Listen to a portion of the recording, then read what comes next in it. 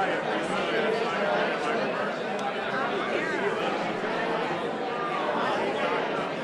to be nice to you.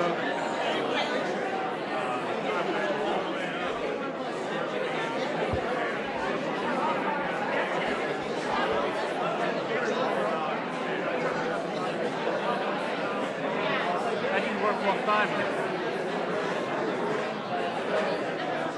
Lost my skills.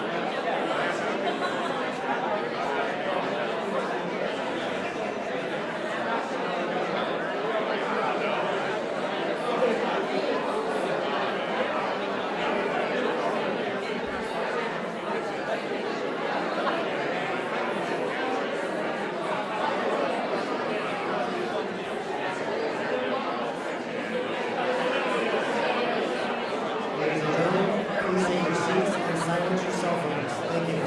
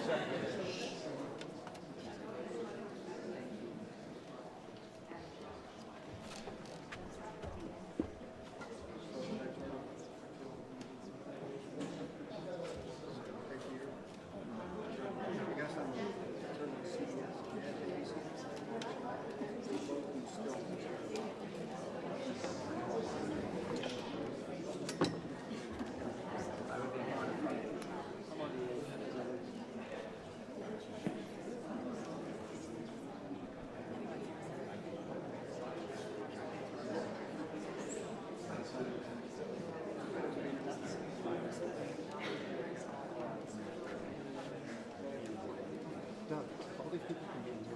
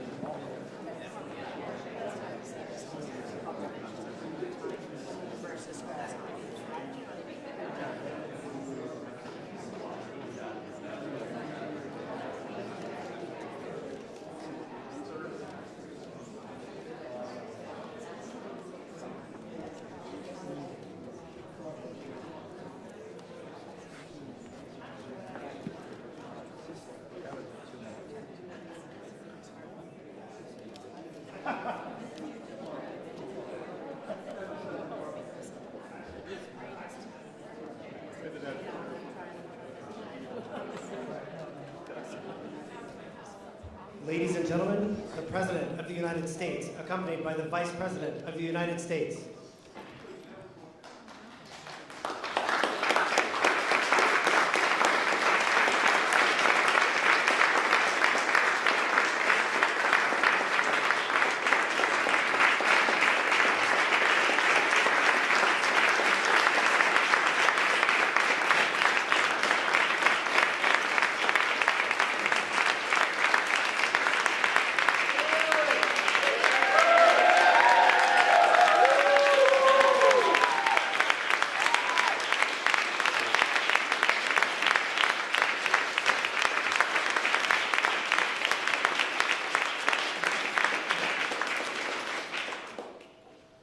Alrighty then.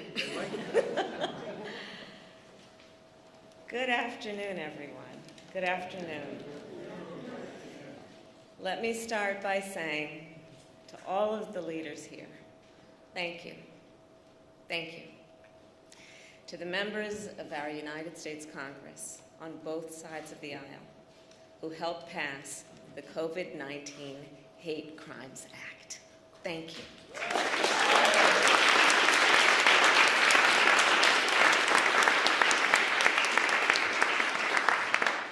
And a special thanks to Senator Mazie Hirono,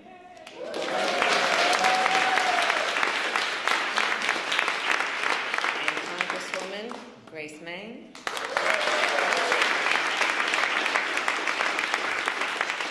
for leading this incredible effort. And I know you did not do it alone. And there are many more. I could name a couple of whom I will. Among them, Senator Tammy Duckworth,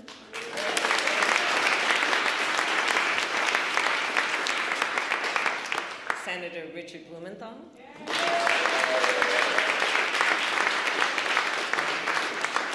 Senator Jerry Moran,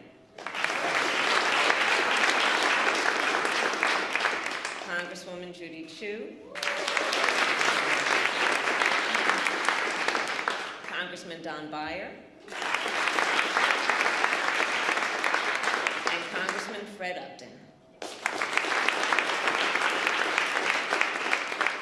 Because of you, history will remember this day and this moment when our nation took action to combat hate. Thank you all. Around this time last year, when I was in the Senate, Senator Hirono and Senator Duckworth and I introduced a resolution in the United States Senate condemning the rise of anti-Asian sentiment in our country.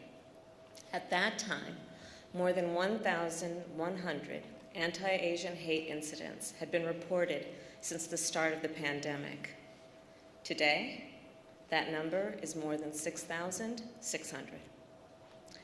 And I'm talking about incidents where businesses are being vandalized in our biggest cities and in our smallest towns. I'm talking about a 61-year-old man getting kicked in the head, 2 elderly women being stabbed while waiting for the bus, 8 people in Atlanta getting shot on a Tuesday night. This violence, it did not come from nowhere, and none of it is new. In my life, my lived experience, I have seen how hate can pervade our communities. I have served in the justice system, in the legislative branch, and in the executive branch. I have seen how hate can impede our progress. And I have seen how people uniting against hate can strengthen our country. Those here today are united. This bill brings us one step closer to stopping hate, not only for Asian Americans, but for all Americans. It will expedite the Justice Department's review of hate crimes, every type of hate crime. It will designate an official at the department to oversee the effort, and it will expand efforts to make the reporting of hate crimes more accessible at the local and state levels. But after the President signs this bill today, our work will not be done. Here is the truth. Racism exists in America. Xenophobia exists in America. Anti-Semitism, Islamophobia, homophobia, transphobia, it all exists. And so the work to address injustice, wherever it exists, remains the work ahead. My fellow Americans, it is my great honor to mention and to say to you what you already know. We have a President of the United States in one Joe Biden who is committed to this work. He is determined to, I will quote from him, give hate no safe harbor. And I'll tell you firsthand, I've seen what you know. His actions match his powerful words. It is my great honor to introduce the President of the United States, Joe Biden.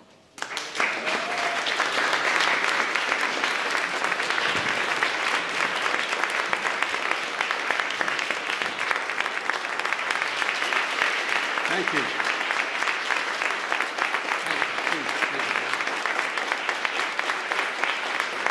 Thank you.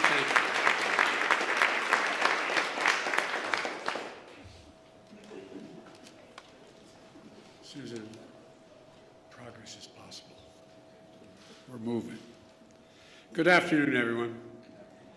I said from the beginning of my campaign, Madam Speaker, that the campaign for president throughout, and you would call me and tell me, keep it up, was about bringing people together, about uniting the country. We need to unite as one people, one nation, one America. And that was the thing I was most often criticized about, saying, how can you unite the country? We must unite the country. I said it in my kickoff speech in Philadelphia. I said it again when I spoke at Gettysburg. And I emphasized it in my inaugural address. A lot of people, pressed to elected officials, were somewhat skeptical of that could be done. It's just beginning, but I'm confident we can do this and so much more. And I believe with every fiber in my being that there are simple core values and beliefs that should bring us together as Americans. One of them is standing together against hate, against racism, the ugly poison that has long haunted and plagued our nation. Today, I can say that because of all of you, many of you sitting right in front of me, you've taken that first step. It's an important step. I'd like to thank the Congress and the members who are here today, Democrats and Republicans, who came together to get the COVID-19 Hate Crimes Act on my desk. Well, on a desk I'm about to sign on. But I want to thank the Majority Leader Schumer, and I want to thank Speaker Pelosi for your leadership. I also want to thank the leader from the state of Kentucky for letting it go forward. It's important. It's important. Most of all, Mazie, or Senator, I called you Mazie. I apologize, Mazie. I call Chuck anyway. Yeah. Senator Hirano, Senator Tammy Duckworth, who helped deliver this 94-1 vote. When you get involved, Tammy, you don't screw around. You just 94-1. State Representative Grace Meng and Judy Chu, who helped deliver a 364 to 62 vote in the House of Representatives. That's incredible. I also want to thank, as I said, Republican members in Congress for their leadership, including Senator Moran and Senator Collins. I also want to thank as I said, to all of the folks, all the people here today who are involved, and those of you, whether you're in the Congress or not, supporting this effort. I say thank you, thank you, thank you. We got a lot more to do. But we simply haven't seen this kind of bipartisanship for much too long in Washington. You're showing that our democracy can work and deliver for the American people. Just days after the mass shooting in Atlanta area, the Vice President Harris and I, we went down to Atlanta to meet with Asian Americans and the community across Georgia. It was a raw and emotional visit we had. We heard about their pain, their fear, anger, and all that existed in the community, and the feelings were about those feelings that they felt invisible, not seen. We heard how too many Asian Americans have been waking up each morning this past year genuinely fearing for their safety, just opening the door and walking down the street, and safety for their loved ones. The moms and dads, when they let their kids out the door to go to school, were worried. Attacked, blamed, scapegoated, harassed during this pandemic.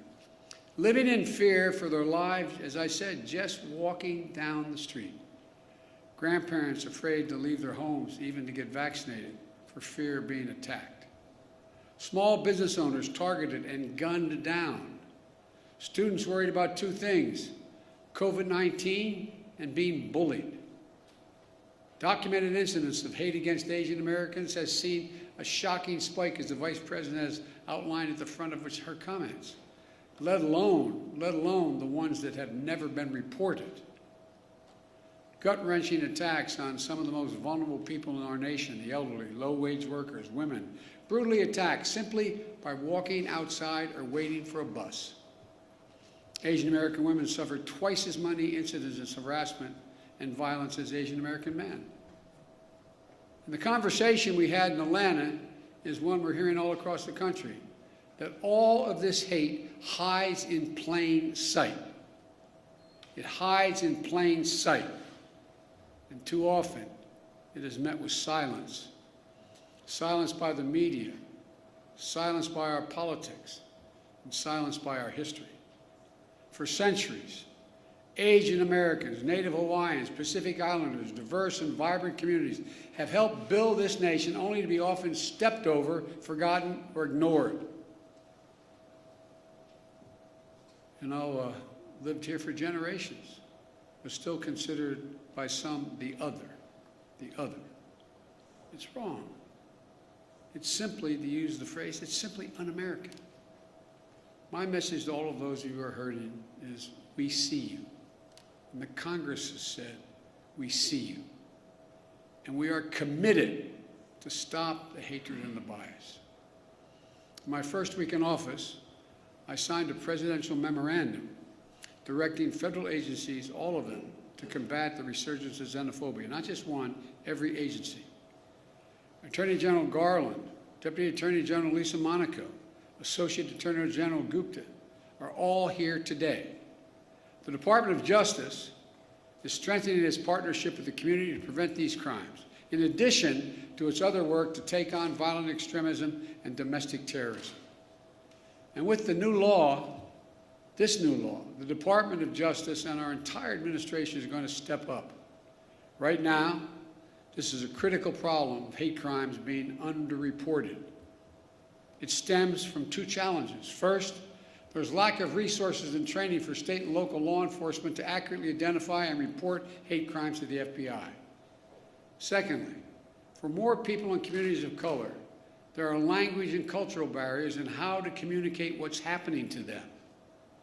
This law is going to make a difference. For example, the Department of Justice will issue clear guidance for state, city, and tribal and law enforcement agencies on how to establish online reporting of hate crimes. It'll work with the Department of Health and Human Services to raise public awareness of COVID-19 hate crimes that occurred during the pandemic.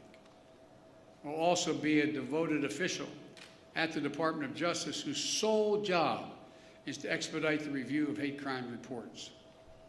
And thanks to two families here today, will all help state and local governments ensure hate crime information is more accessible to the public. The family of Heather Heyer, a civil rights activist whose life was taken standing up to Nazis marching from the shadows of vengeance in Charlottesville. And the family of Khalid Jabara, a proud son of a family who's immigrated from Lebanon in search of new beginnings, who was gunned down in front of their home here in America, the United States of America, by a neighbor fueled by hate.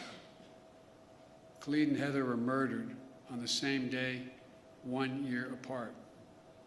Instead of sharing the dreams they had for their children, both families share profound grief. And they've shown incredible courage to turn their pain into purpose. I hope you'll not be offended, but I ask both families to please stand.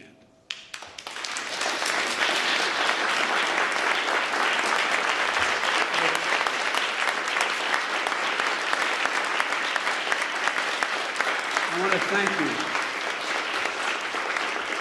I want to thank you for being here, because I know it's hard. No matter how celebratory it is, a law is being changed. When you have to show up at something memorializing your family, it's like you got the news 10 seconds ago. It's the hardest thing to do. I know from experience it takes enormous courage. But I hope that every day that's passed, the memory, son and daughter, brings a smile to your lips before it brings a tear to your eye. Because I promise you, a lot of people understand who've gone through similar things. It's hard. So I really mean it when I say thank you. Thank you for being here. It takes a lot of courage. Thank you.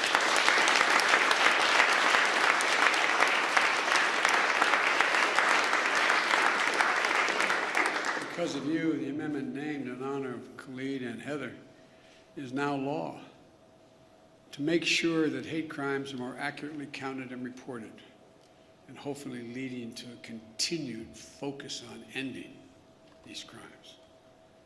And will provide resources to create specialized hate crimes units. That will also help states create hotlines for hate crimes at state and local levels that will be accessible for people with limited English proficiency. And it provides resources for training for state and local law enforcement to identify, investigate, and report these heinous crimes. But of all the good that the law can do, we have to change our hearts. We have to change the hearts of the American people. Hate can, I mean this from the bottom of my heart. hate can be given no safe harbor in America. I mean it, no safe harbor. It can't be dismissed like, well, that's just what happens. My sister Valerie and I talk about it all the time. You got to speak up. Speak up and speak out. It's on all of us together, to make it stop. My message is to all of those who think this doesn't matter to them, or this is not a problem, look around. Look in the mirror. Look in the eyes of your children. Every one of us are lessened. Every one of us are lessened. And we're all hurt by this hate. It has a way of seeping sort of through the cracks into communities and children who, in fact, wouldn't have crossed their mind. Words have consequences, as the senator knows. He preaches it. He understands it. Consequences. But silence is complicity. Silence is complicity.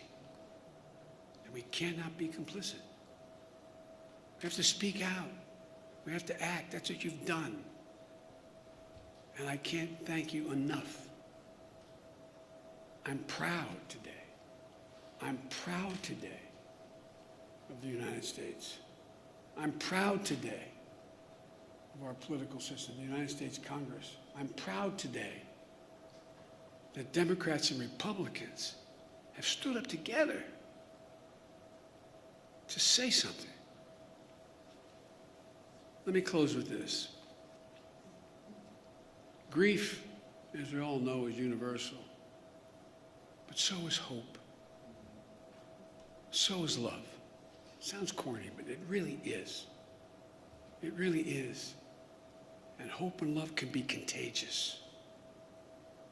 We're the United States of America.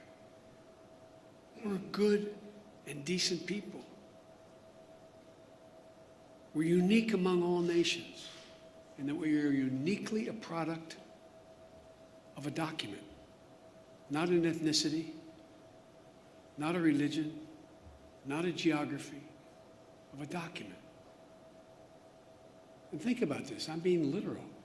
Uniquely a product of a document that says we hold these truths to be self-evident, that all men and women are created equal, endowed by their Creator with certain inalienable rights, including life, liberty, and the pursuit of happiness. Every time we're silent, every time we let hate flourish, we make a lie of who we are as a nation. I mean it literally. We cannot let the very foundation of this country continue to be eaten away like it has been in other moments in our history and happening again. I looked at this law that you all passed as maybe the first break, the first significant break on a moment in our history that has to be turned around. Not Democrat, Republican, has to be turned around. As a consequence, we should do what is required by the obligations of this democracy, by our faith in God and our faith in each other, to do justice, to love mercy, to walk humbly, and as fellow human beings and fellow Americans, remember, we're unique in all of history as a nation. This is the United States of America, for God's sake. And God bless you all, particularly those who push this through and continue to push it. Now I'm going to sign this bill, which is a great honor. I don't know who's calling, but tell them we're busy. I was going to say, unless it was my sister, but she's here. So I'd like to invite to the stage Senator Hirono, Senator Duckworth, Congresswoman Grace Meng, Congresswoman Judy Chu, Congressman Don Beyer, Senator Richard Blumenthal, and Senator Moran, but I don't think he could be here today.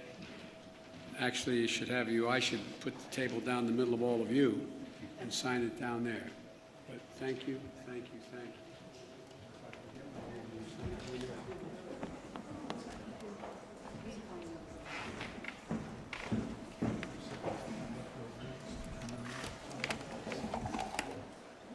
All right.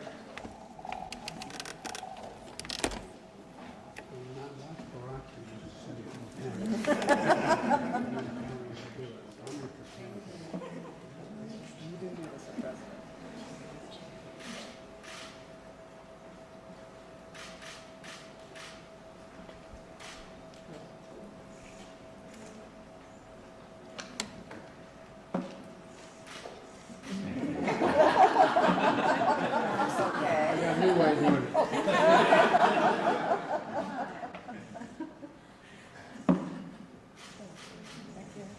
Oh, there you go, sorry. Thank you. Congratulations to you all.